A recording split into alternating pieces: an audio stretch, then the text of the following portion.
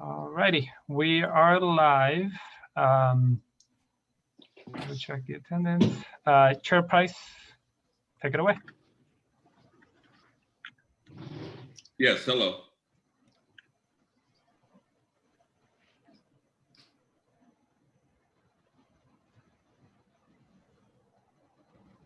You can go ahead and start the meeting, Chair. Okay, I'd like to call the meeting to order. Sebastian, can you do the roll call? Yes, Chair. Tom Summers. Tom here. Gary Johns. Here. Carolyn Schofield. Here. Tara Hammond. Excuse me. David Harris. Here. Matthew Vasilakis. Here. Secretary Webb. Here. Vice Chair Hammond. Here. And Chair Price. Here. We have 8 members in attendance today. Those not in attendance are Jen Dirks from the city of La Mesa and Ed Lopez from the city of Chula Vista. They did reach out previously saying they could not attend. Okay. Pardon me, I'm eating right now, but thank you. Are there any items to be withdrawn, reordered on the agenda?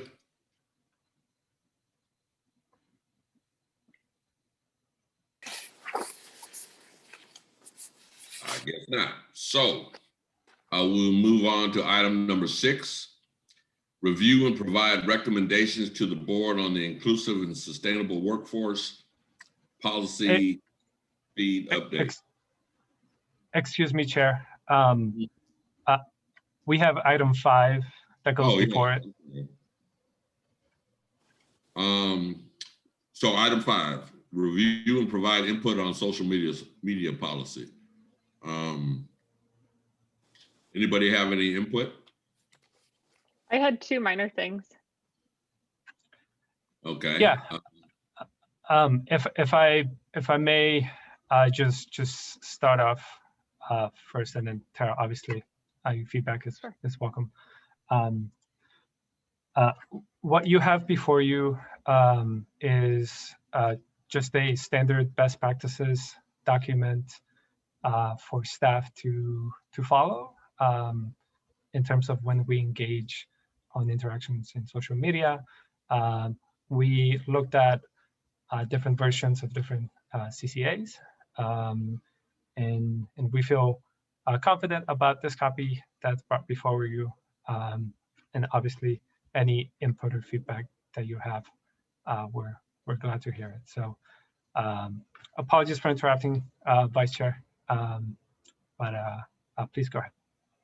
No need to apologize. It looks like the second to last bullet is just a typo. I think public systems went on to the next line, and so just removing that bullet. You see that? Noted. Yeah. And then I would just like to recommend adding one line that specifies that San Diego Community Power has the right to exercise judgment to remove a comment that might mislead the public relating to San Diego Community Power. There isn't anything that I see that would encompass that. Okay. That's all. Thank you. Well, doesn't the first paragraph speak to that, kind of? Where it reserves the right to deny access to its social media pages? The first To me, paragraph. that's blocking. That's block. Sebastian can say his interpretation, but that was more like blocking someone versus say someone's writing misleading information about San Diego Community Power on a post or on the page. But that's how I interpreted it.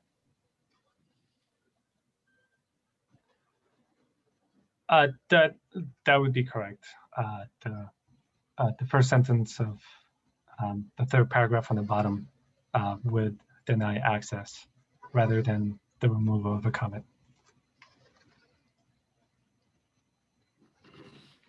Okay. Well, what about the second paragraph? Misuse information and communication services may be removed.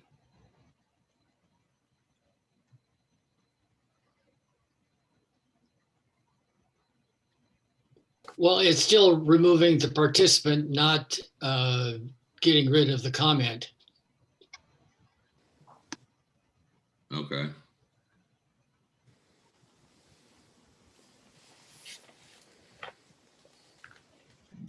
Okay, so Tara, what are you suggesting what's your suggestion?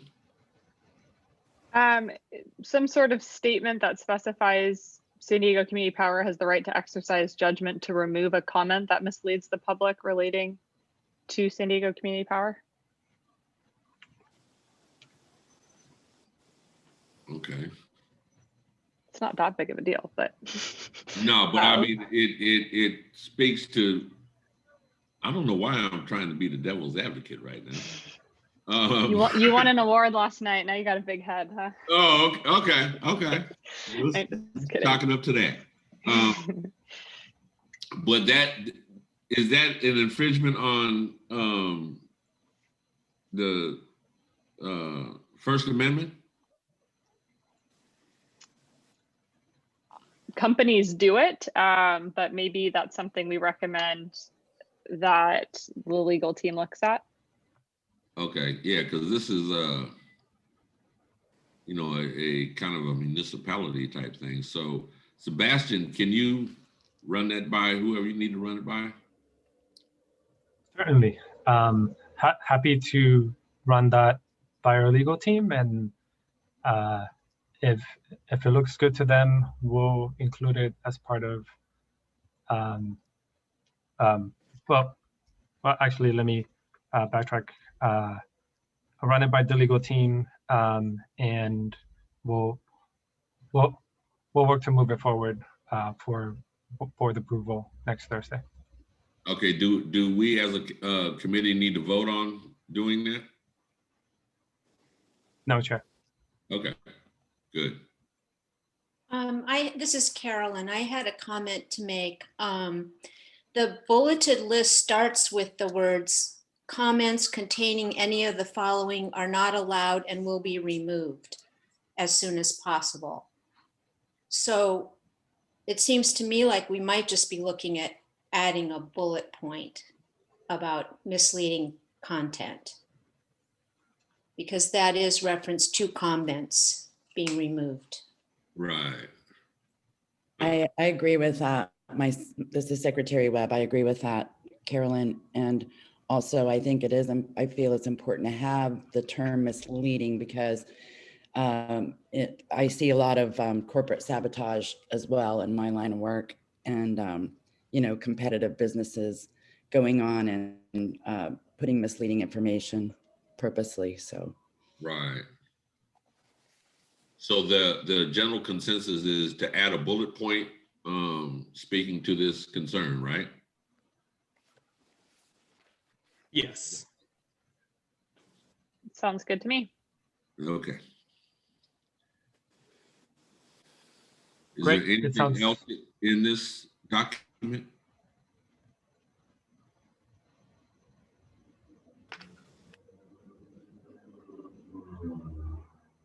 So what we're saying is, other than that bullet point, this is okay with everybody? Looks good to me. Yeah, Okay. looks good to me too. Yes, looks Yes, good. I agree. Okay. I would like to move on. Review and provide recommendation to the board on the inclusive sustainable policy feed and tariff update. Great. I will kick us off, Chair. I feel that you all have seen this multiple times. So I hope you're not as tired of seeing this. But as you all know, we've brought the overall inclusive and sustainable workforce policy to you all on several occasions. We've also brought it to our Finance and Risk Management Committee, and we also received approval from the board on the consistency of the document that is before you. As mentioned previously, staff would be coming back to you all with updates regarding 3 separate sections. Those are, as you can see in front of you, own generation, feed-in tariffs, and energy efficiency programs. And we said we would bring those paragraphs back to you as staff was developing the concurrent programs. As we are building the FIT program, we are coming back to you with the language, the workforce language for your review and approval. A quick recap, we brought this, most of the same language, the one in red that you see before you, to the Finance and Risk Management Committee last week, I believe. And it was approved then with a recommendation to include state requirements around prevailing wage and skilled and trained workforce. Staff worked with our legal team to look at that recommendation from the Finance Committee, and we added that to this section here for the feed-in tariff, and also to the PPA section as well, which would ensure that staff is following applicable state law where it arises. That let's see what else. It's again, it stays in nature with the language found throughout the document, which is that SDCP will work to encourage the inclusion of these policies as laid out in our joint powers agreement document, our foundational document. So I will pause right there and turn it over back to you, Chair Price. Okay, I believe was there somebody from the public going to speak to this? Yes, let me let's see. 1 second. Yeah, we have Micah Matrosky with ABW 569. Let me go ahead and mute her.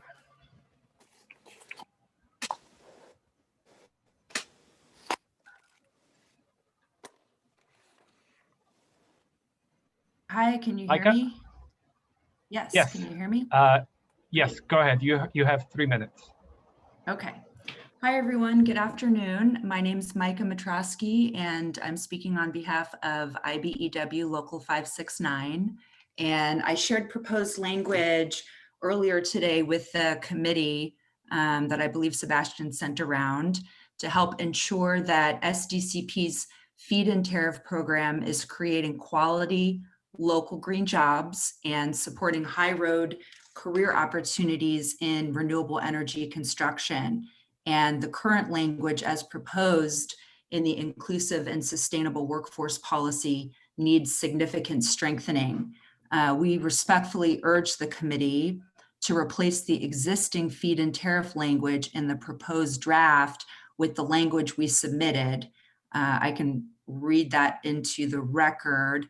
SDCP will use best efforts to ensure that construction contractors or subcontractors performing work on any SDCP feed-in tariff project utilize local businesses and local apprenticeship programs and fair compensation practices, including proper assignment of work to crafts that traditionally perform the work.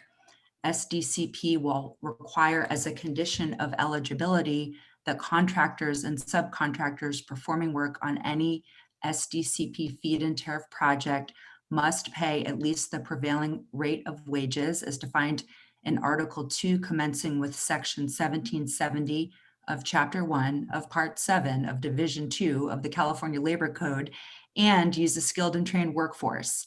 as defined in Chapter 2.9, commencing with Section 2600 of Part 1 of Division 2 of the California Public Contract Code. We also urge SDCP to build strong equity provisions into these local programs, including the feed-in tariff. IBEW 569 is working locally to outreach to communities of concern, veterans, formerly incarcerated, and vulnerable populations, and we support policies and programs that ensure we are delivering community benefits equitably and prioritizing communities where they are most needed. Thank you for your consideration.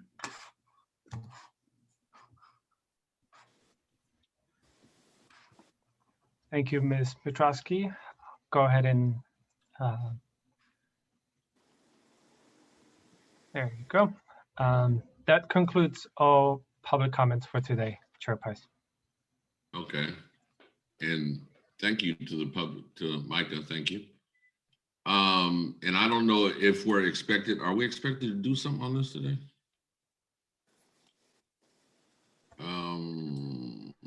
Yes, was this, Chair.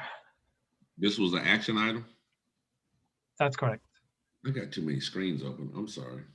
Stuff everywhere.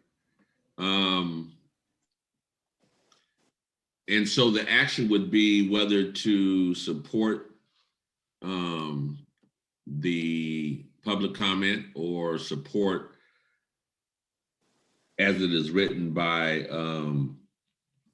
our own committee, right? Not our own committee, but San Diego Community Power. The formal action before you is to support the language that's been prepared for you. However, as the chair, you, Chair Price, you have discretion on what moves forward. But just to clarify, the formal action before you is to approve the language that is part of the agenda packet. Okay, and I was talking with Bill earlier today, and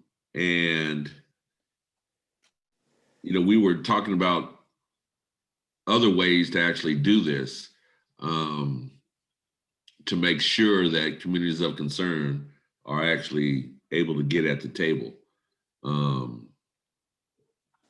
And so I'm unsure as to whether or not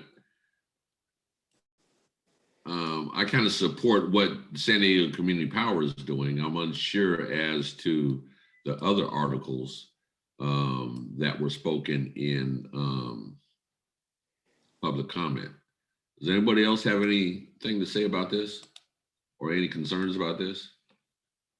This is Gary Johns. Hey, Gary. I believe that the information or the proposed language from IBEW 569 would be a stronger statement. And if we're to vote on passing forward the document wording as stands, I will vote no on that. Okay. Anybody else? Matthew here. Thank you, Micah, for your public comment and for bringing this language forward. I'm amenable to what IBW is proposing. I'm crux here is making sure that the second half of that public comment talking about equity and communities of concern, that's built in a way that's meaningful to ensuring good paying jobs in the communities and the places where that opportunity hasn't been presented. So if there's a way to, strengthen the labor language while also tying it to strong equity provisions, I'm all there for it. So. Okay, anybody I else? support that as well. So what we're saying is that we take the comments from IBEW under consideration and bring it back to the board, send it back to the board for to incorporate language that we find conducive to what we want. Is that correct? I'll let Matthew speak for himself. I thought he was saying he's open to adopting IBEW language, ensuring that there's the additional equity language Micah spoke of that's not written gets included as well. And that would, it sounds like, address some of your initial comments too, Eddie. Excuse me, Chair Price. Okay, any other comments? You know, because my concern, which is well documented, is, you know, the proof is in the pudding of these conversations. And, you know, to Matt's point, I don't really, the language for communities of concern and outreach and all that kind of stuff is leaves a little bit to be desired for me. I mean, if the committee votes to support it, you know, I'm a democratic individual, but I just need to see more. I need to see as much community language as there is union language in it also. But I am looking at some legal document which says a public entity may require a bidder or contractor. No, that's not it. If the community power actually creates its own workforce, it has more flexibility in this. So I don't know. It's Friday and I'm tired. That's what I do know. So shall we take a vote? You need a motion, and as far as I can tell from Sebastian's comments, the motion is to vote the document in front of us, excuse me, up or down. Okay, so voting on this document, up or down, I call for a vote, Sebastian. Can I say something? This is David. Sure. First of all, I think we can amend anything that's before us before we take a vote. I don't think we have to vote on what's before us up or down. I disagree with Gary. Second, I wanted to point out that many minority business enterprises and women business enterprises don't necessarily have a workforce that is paid prevailing wage. So I'm just wondering if there's a conflict between the idea of prevailing wages and the idea of local labor and businesses from communities of concern. True, there is a conflict. And the challenge is and always has been how to address that. And so I think the wording in the document as we see it kind of leaves it open. Is there there's not a economic level to which the prevailing wage kicks in, is it? Like, is it $1,000, a contract for $1,000 or $100,000 or $200,000 or whatever? Are you asking me, Chair? Yeah, I'm asking anybody who can answer it, sir. That is correct. Prevailing wage requirements kick in at $1,000 or above. Okay. I can't imagine a feed-in tariff would be close to $1,000. So, I mean, it's definitely going to be north of that, right? Right. I would imagine. I hope so. Right. So where do we stand, committee? Well, this is Gary again, and I actually agree with what David said. that he thought was in contrary to me. What I said was that what I'm basically trying to say is that no motion has been made. And to his point, we can make a motion for an amendment of some kind, which I am not going to try to propose. But to Sebastian's earlier point, he was putting this in front of us. I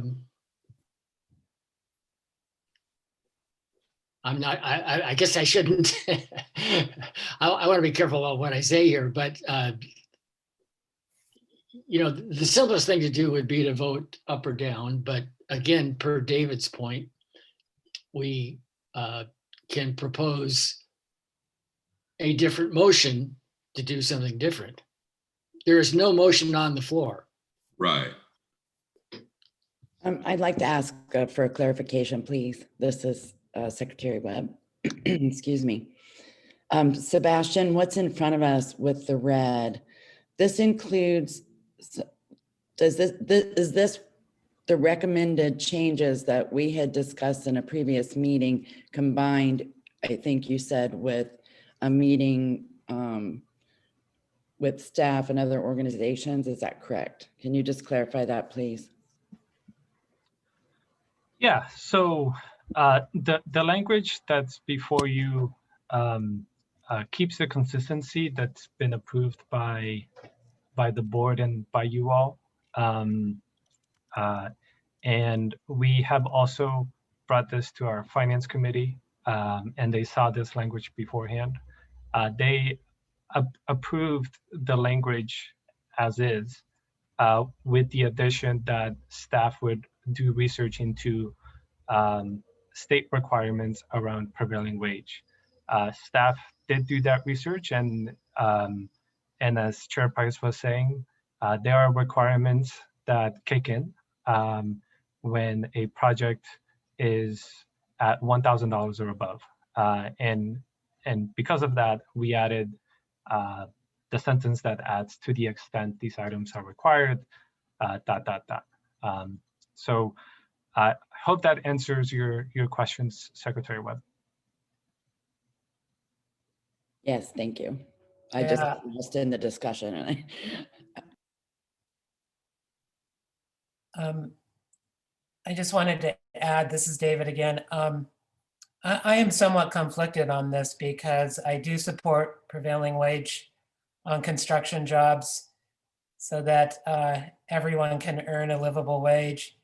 But I also know from my experience working in public agencies and doing procurement for construction contracts that we had a difficult time finding qualified minority and women-owned business enterprises that could comply with federal and state prevailing wage requirements. They didn't pay the fringe benefits, or they didn't employ apprentices. There was a whole range of things that they, and I'm only talking from my personal experience. There might be firms out there that can do all those things and would qualify, but I'm just saying this is, I guess I'm leaning toward not supporting the IBEW language because I think it might tie our hands when it comes to supporting jobs in communities of color and concern.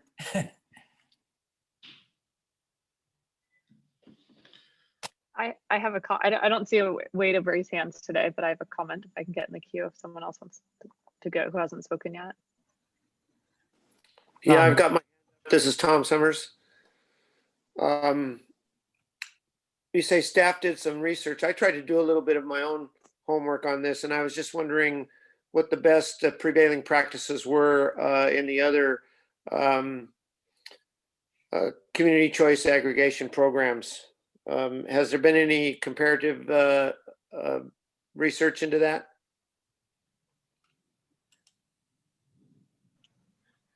Anybody? I'll try to answer that question, Tom. or rather, can you elaborate on what you mean by prevailing practices? Yeah, how are the other CCAs approaching this this issue? And if there's a boilerplate standard that addresses some of the things that David is bringing up, which I share his concern. Prevailing wage can be a wonderful thing, and it can be a deal killer, depending on which outfit you work for and your access to contracts. Right. And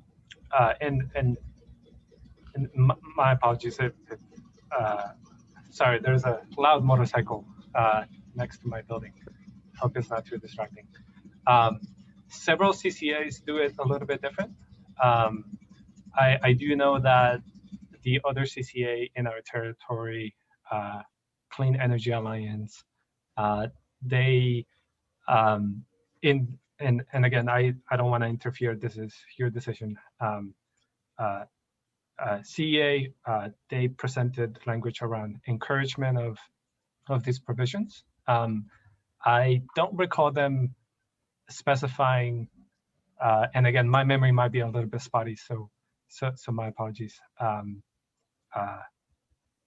The applicable law, but I do remember them going along the same wording that we have in terms of encouragement of these provisions.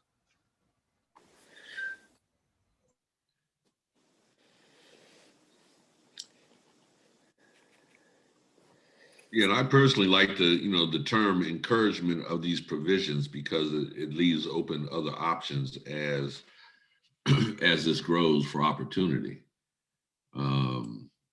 If we put something into these these documents that strictly prohibit or just one-sided, then later on down the line we really can't change. So I like the openness of this document also, which allows for much more flexibility later on, as new processes happen and new opportunities exist and things of that nature. But if we're held to, we must do something, then that's what we must do regardless of the situation. And therein lies my issue with it. And Tom Summers here again, that underscores my concern as well. I don't want to see the perfect be the enemy of the good. And if there's shortcomings down the road, I would hope that we could address them. But I certainly want to see this thing start out economically viable. Correct. I was just going to point out the first paragraph, it says we'll use best efforts to ensure. So the first one is not legally binding, if you will, for prioritizing local businesses and local apprenticeships and fair compensation practices.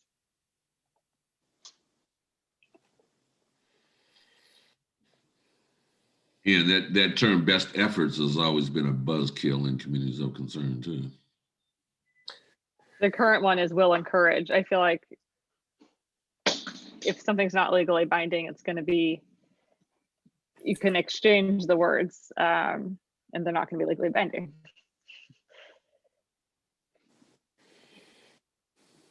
Yeah, I'm not seeing much of a difference between the encourage and the best. And I think just in the long run, like we're going to want SDCP, I mean, from my perspective, like SDCP should be expending resources, like ensuring that workers are paid, a prevailing wage, that they're getting the benefits that they need. That's critical for a just transition as we move towards a more green economy. I think the difficult thing, and Eddie's kind of dug into this, and I agree, is how do we pair that with stronger equity language to ensure that, those minority and women-run businesses also have an opportunity to come into this, and that they're also paying their workers a prevailing wage so that they can live in our region. So in the long run, I would like to see stronger language to ensure that our workers are getting paid what they deserve. It just really needs to be paired with provisions that ensure that those jobs are also accessible to communities that haven't had access to these kinds of careers and pathways. Exactly. So, where do we stand? Do we leave this as is and continue to move on? Do we include language that was suggested by Micah? What do you guys want to do? I would suggest we use it as it stands right here, and move forward with that because of the investigation or whatever into, you know, what state law is and all that kind of stuff, and understanding that the board, you know, is open to equity in communities of concern and trusting their judgment. I really don't want, you know, us to be locked into something that is not beneficial and proven beneficial to all parties involved. Everybody got a light switch.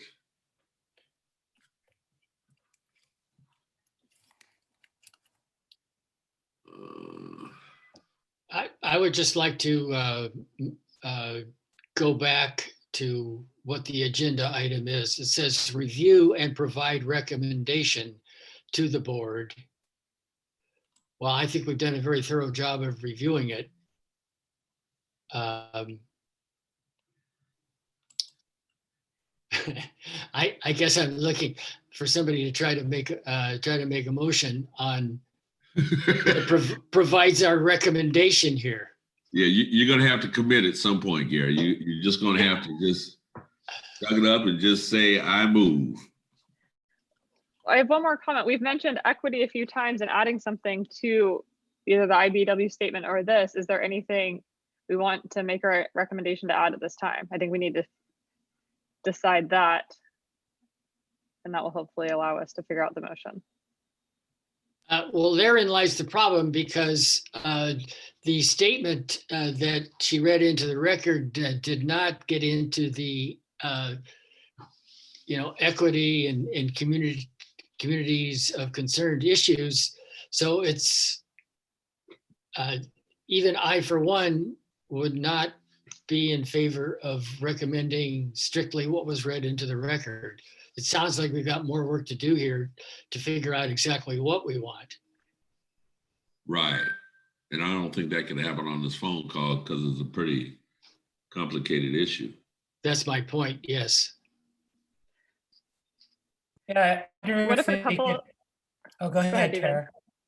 Oh, I just was going to make a suggestion that at a future meeting we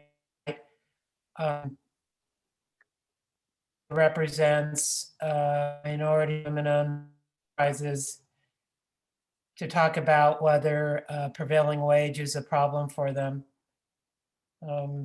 or solar installation companies that might want to bid on a community microgrid project.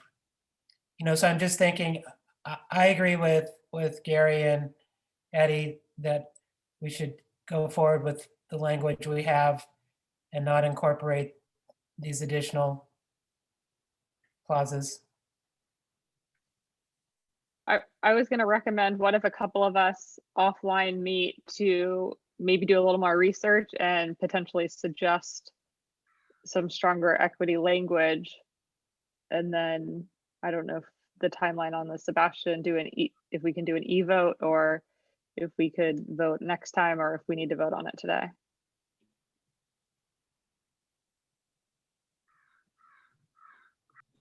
That's a good question, Sebastian.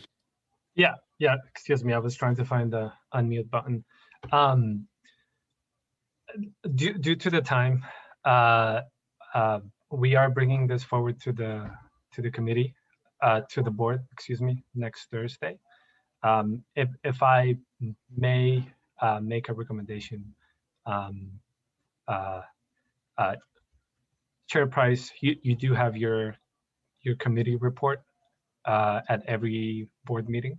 Right. And at that point, you could provide or emphasize to the board that it would be ideal to have more equity language in there.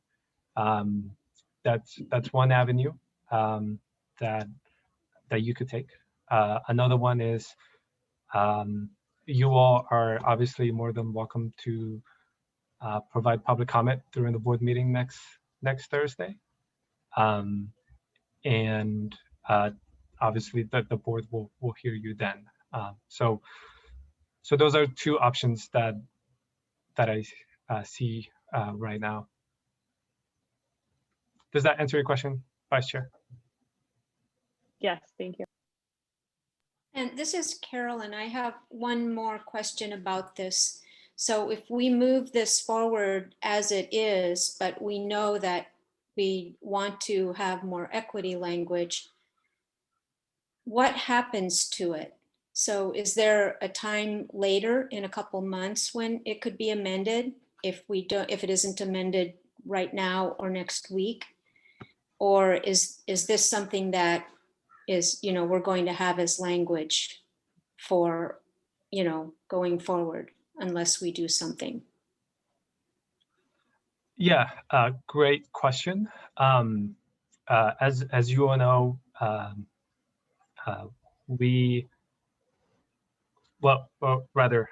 this document is a living document. It is ever changing.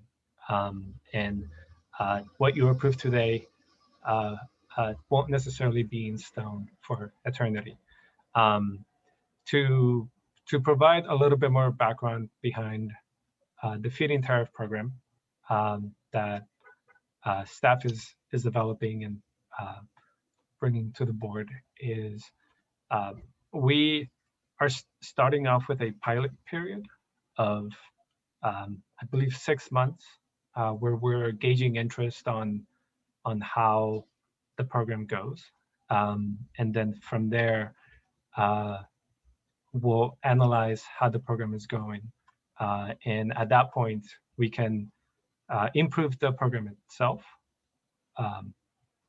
and also change this language if you also desire. One other thing to note that is laid out in the program is for applicants that choose to apply, they are given adders or incentives if they place their projects within our communities of concern.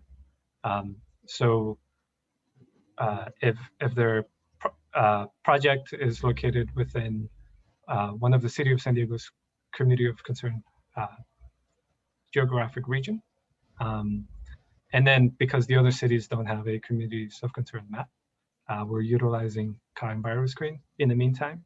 I understand Chula Vista is creating a CEI map, so staff intends to utilize that moving forward. Then those applicants, they're incentivized to prioritize those communities. However, again, just wanted to provide that information for your own benefit, and hopefully that helps.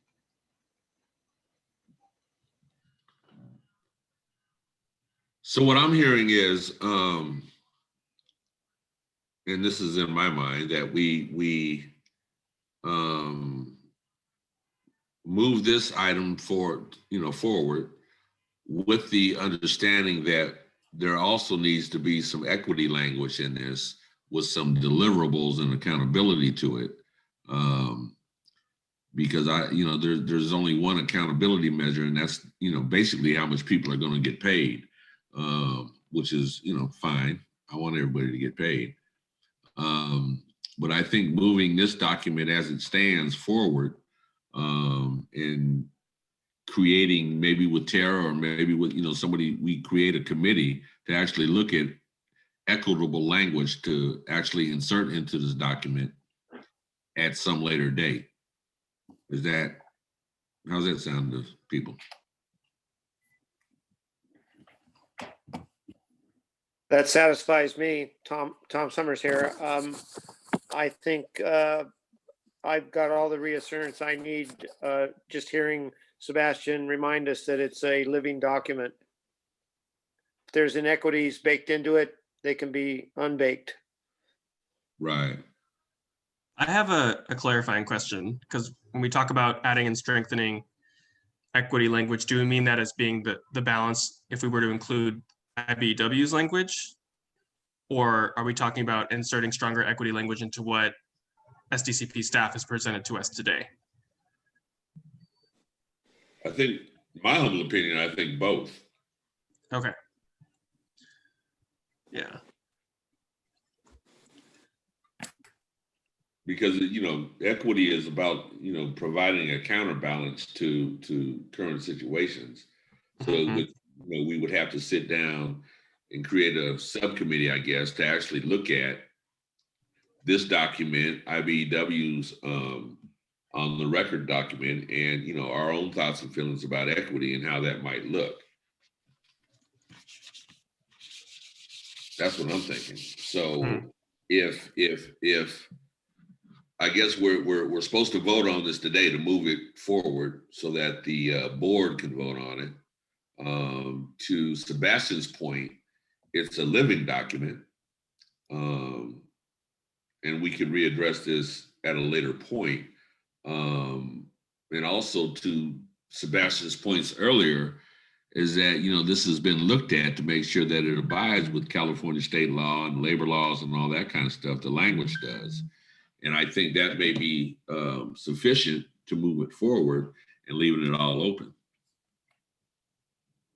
That's my humble opinion.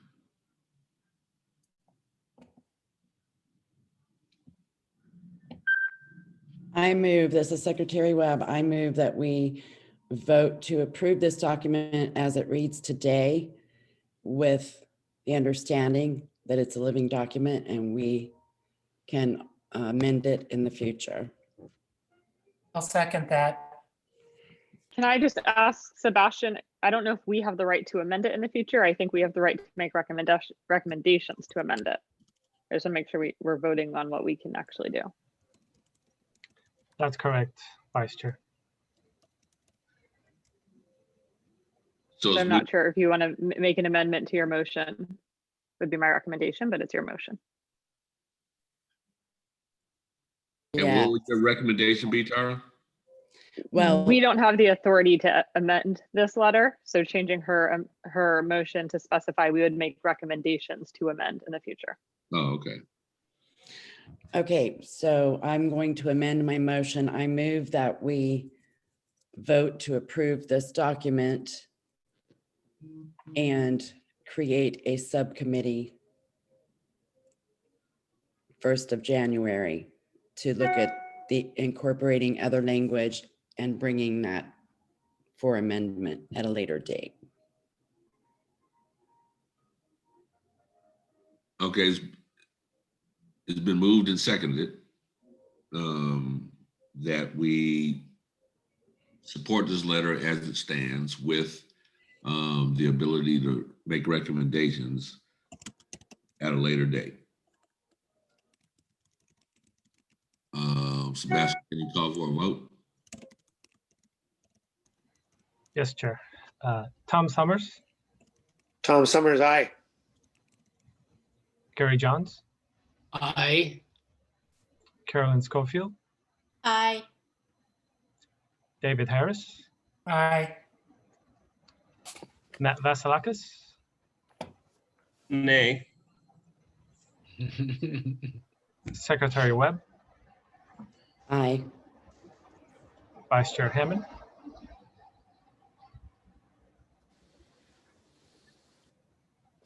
Sorry, I'm still thinking. Can you go to Eddie?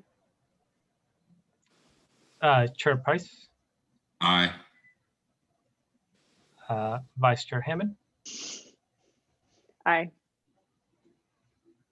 Thank you. Motion passes 7-1. Thank you all very much. I appreciate the thorough discussion. I think the creation of a subcommittee on this right move forward. So thank you. Gary, I see you have your hand raised. Yes, the hand raising works. I just want to, I don't think we require a motion, but I just want to be sure that, well, now, first of all, isn't it true that Chair Price has a standing agenda item at the board meeting to report our findings and Yes. recommendations? Very good. I don't think we need a motion, but I just want assurance that Chair Price will carry the concerns that we expressed about the existing language to the board, and the fact that we are going to spend some time making these recommendations. Does that require any other, formal assurance? Does it require a motion? No. I don't think so. Okay, good. But what I would appreciate as the chair, moving this information to the board is it written down somewhere. So I guess the secretary will provide, the minutes, and that will be in our minutes, I would imagine. I've been taking notes. I'll compare them to the recording as soon as the recording's up, and then I'll make sure that you get it before the Thursday meeting. Thank you very much. I sincerely appreciate that.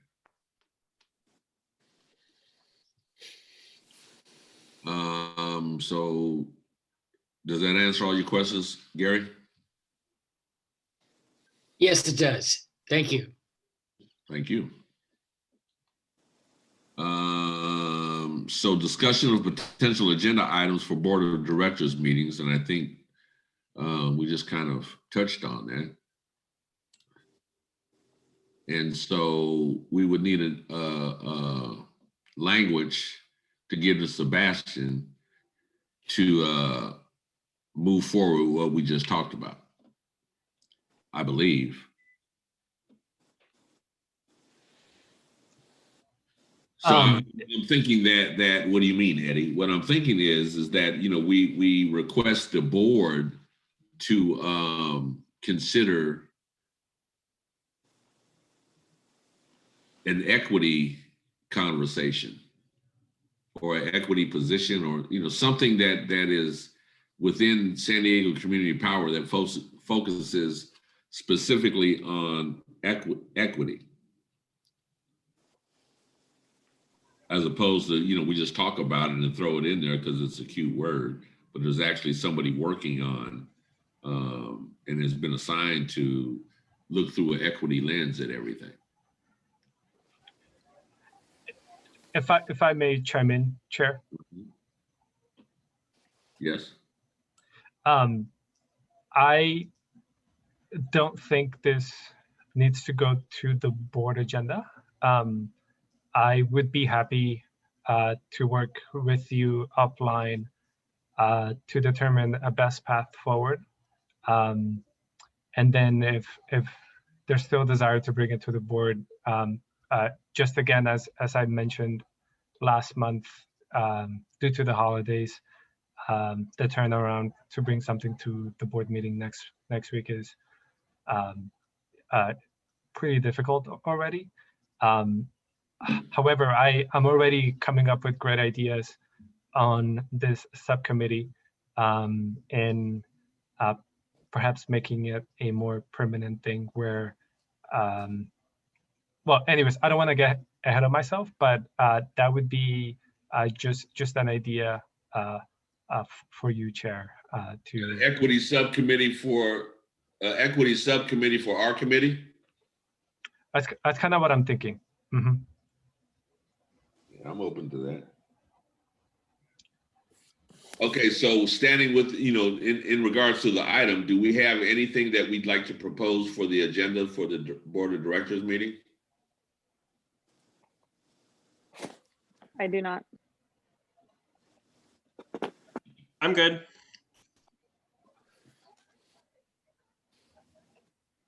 Okay, hearing none. Number 8, committee member announcements. Do we have any announcements? Gary, you guys have anything you'd like to announce? Why do you think I would? I don't know, just I have this month, I have nothing to announce. okay. Thank you, Gary.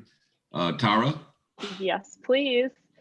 The Climate Hub and the San Diego Green New Deal Alliance are doing a joint event about a just recovery and talking about a just recovery on February 23rd. And so just wanted to flag it. Carol Zabin with UC Berkeley will be speaking, and everyone's invited. It'll be a free online event from 5:30 to 6:30, or at least 6:30, if not longer, on February 23rd. But I think the jobs and the solar that San Diego Community Power will be building is definitely relevant to the conversation. Okay, thank you. And you will probably get notified through email. I'll email Sebastian once the registration link's live. Okay, thank you. Yeah, please. Secretary Webb? You have any announcements?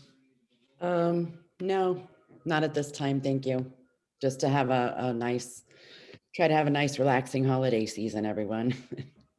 Keep Thank staying you. safe and healthy. Thank you. You do the same. Matt? Just please enjoy your breaks. Recharge. It's been a long year. Yes, it had long, interesting year. Mr. Summers? Just one brief announcement, in case anybody isn't aware that board member Mark West from Imperial Beach will be replaced by Mayor Serge Dedina on the board of directors. All right. Thank you. Ms. Schofield? Yes, I just wanted to give an update about the Chula Vista Equity Index. So it's going before our Sustainability Commission on Monday, December 14th. And then it will go to the City Council in 2021. But we're really glad to have it completed, and it will be ready soon. And then we can start trying to figure out what we're going to do with the data. But we're really excited about it. And Well, good. yes, Congratulations. everybody, have a great holiday. Yes, thank you. Congratulations. That's a big deal. Mr. Harris? No announcements. I just want to wish everyone a happy Hanukkah, Merry Christmas, and a wonderful Kwanzaa. And hope you're all safe through the holidays. Well, thank you very much, and same to you. And I'd like to wish everybody a happy holiday season, and I appreciate everybody that's on this committee. We're doing some interesting work that will be felt for decades to come. So thank you. Sebastian, you look like you want to say something. Yeah, just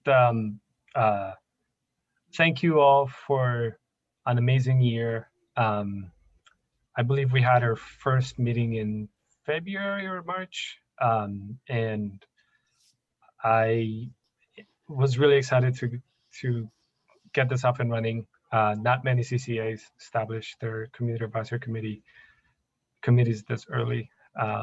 So it's been a fun year. Next year is going to be even funner. So in January, we'll be starting the update of our work plan for the calendar year. So in this off time, think of ideas and innovative ways to serve our communities, such as this potential equity subcommittee. But anyways, thank you all, and again, happy holidays to everyone. Thanks, Sebastian.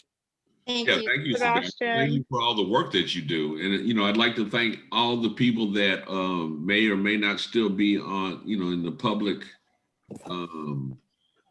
attendees, but thank you also for being interested in this. Micah, thank you for your information and conversation. just thank you. Thank you for being involved in this, life-changing event that we're calling San Diego Community Power. And with that, if there's nothing else, I would like to end the meeting. All right, and congrats again, Eddie, Chair Price, for your award yesterday. Well deserved. Congrats, Eddie. Thank you. Thank you very much. Yes. That's huge. Thank you. Hall of Famer. We'll get your autograph and we can meet in person again. No. Oh, yeah.